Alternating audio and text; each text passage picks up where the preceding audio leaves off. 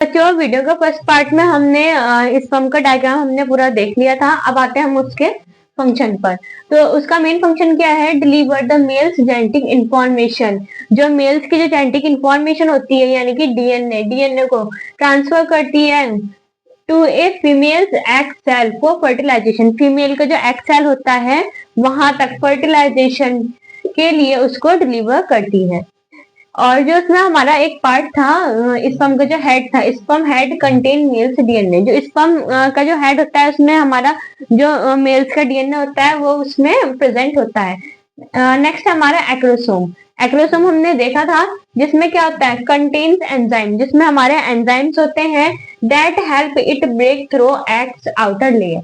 जो एग की जो आउटर लेयर होती है उसको ब्रेक करके स्पर्म को अंदर एंटर करने के लिए हमारा एक्रोसोम होता है। और उसमें क्या होता है? हमारा एंजाइम्स कंटेन करता है, एंजाइम्स प्रेजेंट होते हैं।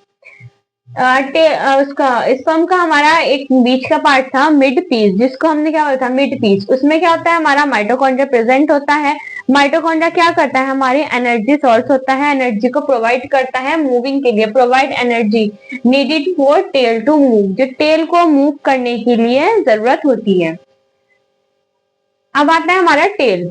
टेल क्या है? Whip like motion. Whip like motion करती है। विप लाइक मोशन जैसे कि हमारा एक वेव मोशन करती है, इस टाइप से हमारा विप लाइक मोशन करती है। Tail propel the sperm through the female reproductive tract to reach organ. Female reproductive tract से उसके एग तक पहुंचने के लिए वो टेल जो है हमारा विप लाइक मोशन करती है।